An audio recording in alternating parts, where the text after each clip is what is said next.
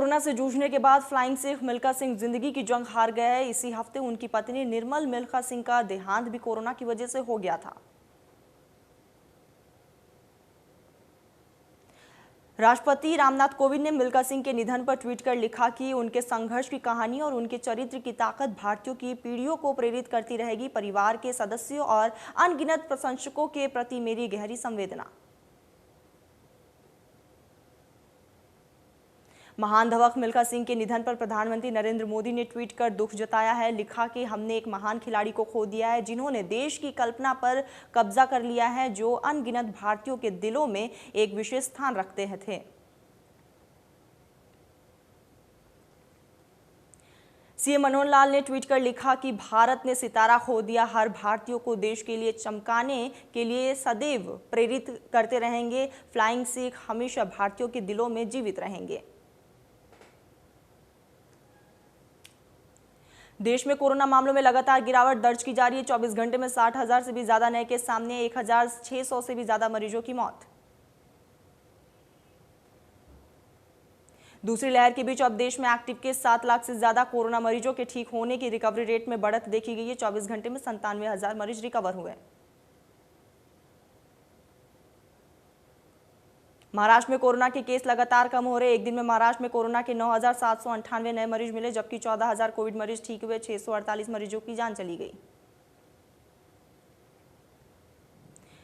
दिल्ली में 24 घंटे में 165 से भी ज्यादा केस मिले। 14 मरीजों ने दम तोड़ दिया। दिल्ली में अब 2,000 से भी ज्यादा एक्टिव केस। प्रदेश में कोरोना के 200 नए केस सामने आए। 24 घंटे में 36 लोगों की जान चली गई। 460 से भी ज्यादा मरीज ठीक हुए। अब एक्टिव केस 2,000 से ज्यादा।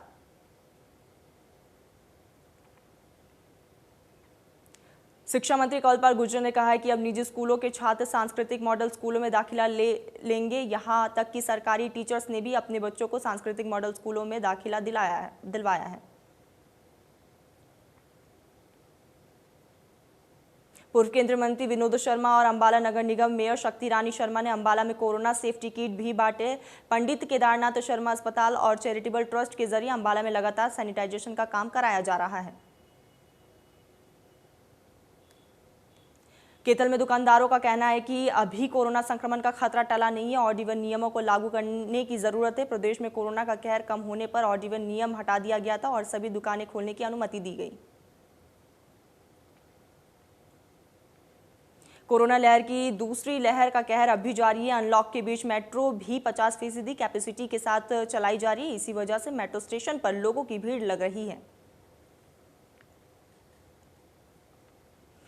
सिवानी मंडी में पुलिसकर्मी इकबाल सिंह को विजिलेंस की टीम ने 10,000 रुपए की रिश्वत लेते रंगे हाथ गिरफ्तार किया है। पैसे के लेन देन के एक केस में समझौता करवाने के नाम पर मांगे थे 50,000 रुपए। बहादुरगढ़ के तहसील कार्यालय में भ्रष्टाचार के आरोपों को लेकर वकीलों ने विरोध प्रदर्शन किया। उन्होंने तहसील कार्यालय पर ताला जड़ दिया और जमकर नारेबाजी की।